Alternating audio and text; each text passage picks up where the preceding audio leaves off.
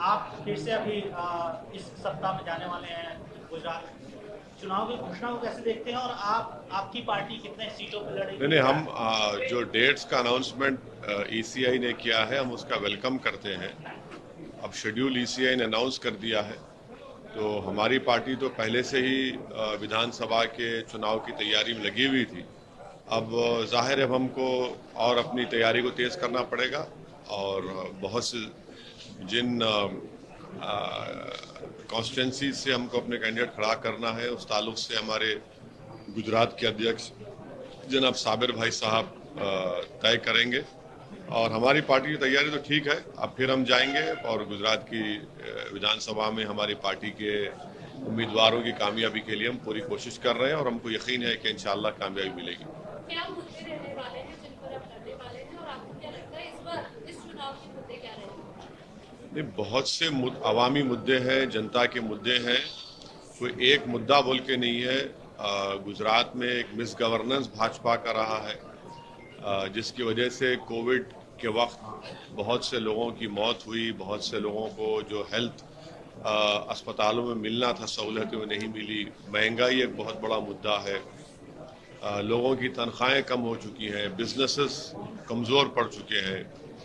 और साथ ही साथ हमारी कोशिश ये है कि भारत की लोकतंत्र में जहाँ पर सब समाज को, समुदायों को उनका एक मुकाम और इज़्ज़त मिली है, उसी तरह से हम कोशिश कर रहे हैं कि अल्पसंख्यक समाज हो, दलित समाज हो, आदिवासी समाज हो, इन सबको उनकी एक लीडरशिप बने, उनकी एक आवाज़ रहे। तो ये अहम मुद्दे हैं गुजरात के चुनाव में, और बहुत से और भी मुद्दे रहेंगे। विधानसभा के इंडिविजुअल इश्यूज हैं, प्रॉब्लम्स हैं। अभी जो मोरबी में हादसा हुआ है सर, क्या वो कोई मुद्दा होगा वोटर उस हादसे को लेकर? क्योंकि अभी ताजा हादसा है, इलेक्शन कमीशन ने बोला कि ये डिले हुआ अनाउंसमेंट है मोरबी की वजह से। नहीं, जो मोरबी में हुआ वो निहायत ही अफसोसनाक है।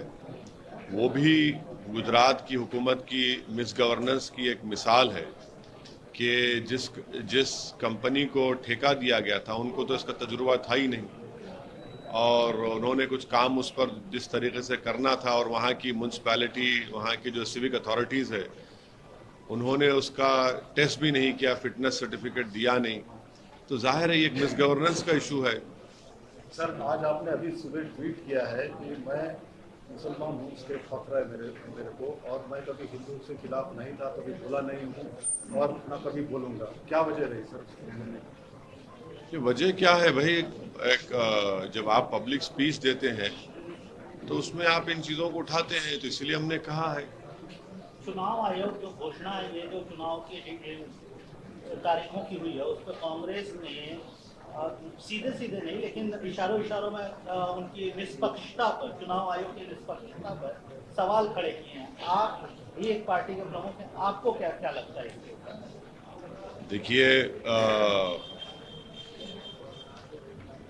चुनाव आयोग ने जो डेट्स दी हैं हम उसका वेलकम करते हैं, और हमारी पूरी कोशिश यही होगी कि ये विधानसभा के चुनाव पुरअमन रहे, अच्छे तरीके से हो जाएं, और जनता को, गुजरात की, उनका पूरा मौका मिले। फ्री एंड फेयर इलेक्शन हो, हम उसकी उम्मीद करते हैं, और ये इलेक्शन कमीशन इसको कराना भी चाहिए।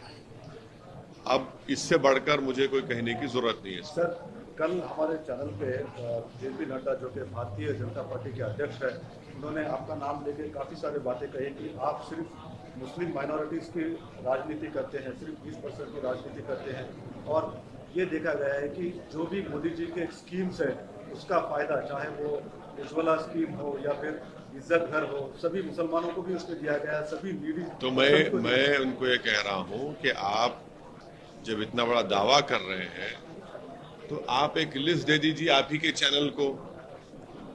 उज्ज्वला में, घर की स्कीम में, बल्कि उससे बढ़कर मैं कह रहा हूँ जो प्रधानमंत्री के नाम से स्कीम है मिनिस्ट्री ऑफ माइनॉरिटी वेलफेयर में,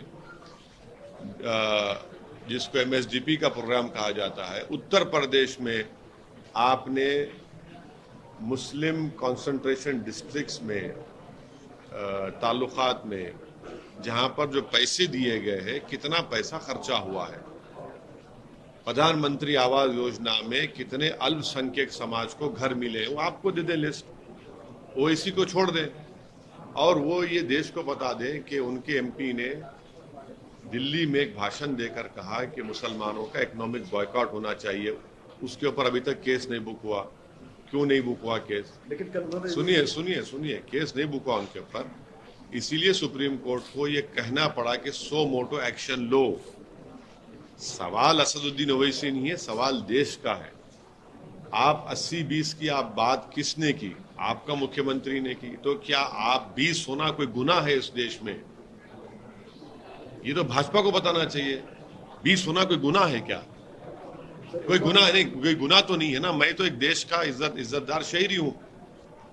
आपको बताना पड़ेगा, आपके चैनल को बता दें। वो ये एक और मीडिया बात कही कि जो लोग लाइन क्रॉस कर रहे हैं, कल नड्डा जी ने कहा हमारे इंटरव्यू में कि उनके ही पार्टी के जाकर कोई लाइन क्रॉस कर रहा है तो उनको लाइन में भी काम किया जा रहा है, तो कोर्स करेक्शन भी हो रहा है वहाँ पे। हाँ, हम सुप्रीम कोर्ट ने देखा ना, लोग गए थे। धर्म संसद आप ही के प्रदेशों में होता है। धर्म संसद में गालियां दी जाती हैं महात्मा गांधी को, उन्हीं के पार्टी के महिलाओं को, फिर मुसलमानों को।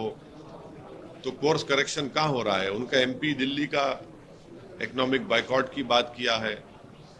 क्या क्या बोलते हैं, रोज कोई ना कोई बात आती है। तो ये तो उनकी ऑफिशियल लाइन है, कोई कोर्स करेक्शन, लाइन करेक्शन नहीं हो रहा है। कांग्रेस भी आपको बी टीम बोल रही है सर, बोलती है कि बीजेपी की बी टीम है। आज फिर से कांग्रेस के नेताओं ने बोला कि गुजरात में आप लड़ रहे हैं, बीजेपी की मदद करने के लिए लड़ रहे हैं। अभी हम क्या करने वाले हैं, अगर ये कांग्रेस, बीजेपी और दूसरी पार्टियां तैयार हो जाए तो हमारा इरादा ये है कि अहमदाबाद के रिवर फ्रंट पर हम अपने पार्टी के पैसों से इन लोगों को बिठाकर एक जो भी खर्चा होगा करेंगे, वो तय कर ले हम क्या है। वो तैयार हैं कि मुझे रिवर फ्रंट पर बिठा देते हैं उनको। अब चाय तो नहीं बना पाएंगे, मगर जो भी अहमदाबाद की चाय बिस्किट होगी हम खिला देते हैं उनको, डोकला भी रख देते हैं। वो तय कर लें बैठ के कि हम क्या हैं। मगर नहीं, हमको इनके सर्टिफिकेट की जरूरत नहीं है, और जितना ज्यादा वो बोलेंगे हमको, उससे हमको फायदा ही होने वाला है। बोलते रहिए, हमको कोई फर्क पड़ने वाला नहीं है।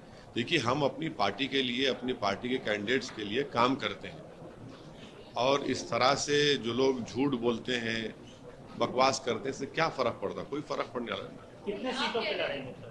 हाँ, कितने सीटों पे लड़ेंगे? अभी वो हमारे गुजरात के अध्यक्ष इसका तय करेंगे। कोई अंदाजा? नहीं, वो तय 20, करेंगे। 25, मैं नहीं तय करने वाला हूँ। वो आप कह रहे हैं कि उनको बैठाकर जो है कि ताकि आपस में फैसला हाँ, वो करें। बैठ के फैसला कर ले। लेकिन आपकी पार्टी के बारे में वो फैसला करे तो ये नहीं, हमको क्या नाम पुकारा जाए, वो आपको मंजूर है? नहीं, हमको मंजूर नहीं है भाई। कभी ये बोलते, कांग्रेस एक बोलती, बीजेपी एक बोलती है, दूसरी पार्टी एक। हम तो तीनों को बिठा देते हैं चार रिवर फ्रंट पे। देखिए, रिवर बैठ के आप तय कर लीजिए। गुजरात का चुनाव है ना, आप तय कर लीजिए। कम से कम हमको गाली देना है तो एक ही गाली दो, एक गाली, वो एक इल्जाम तो मिल के दो, कोई बात नहीं। गुजरात और हिमाचल में चुनाव है सर, राहुल गांधी तेलंगाना में पदयात्रा कर रहे हैं। मुझे उस पर कुछ कहना नहीं है, उनका पार्टी का प्रोग्राम है, वो बताएंगे क्या करेंगे। मुझे उससे कोई मतलब ही नहीं है। एमआईएम के टारगेट वोटर्स कौन रहने वाले हैं, और साथ ही हर आप अनेक, रहने देखिए, वाले, जो पार्टी की तरफ से आप लोग लड़ देखिए, वोटर को टारगेट बोलना वोटर की तौहीन है। मतदान जब होता है, जो वोटर होता है, हम तमाम की कोशिश होगी कि हम हमारे हक में वोट दें, और उसके लिए हम पूरी कोशिश करेंगे। तो टारगेट जरा बहुत ही क्रूड वर्ड है। हम कोशिश करेंगे उनका दिल जीतने के लिए, उनको समझाने के लिए कोशिश हो रही है।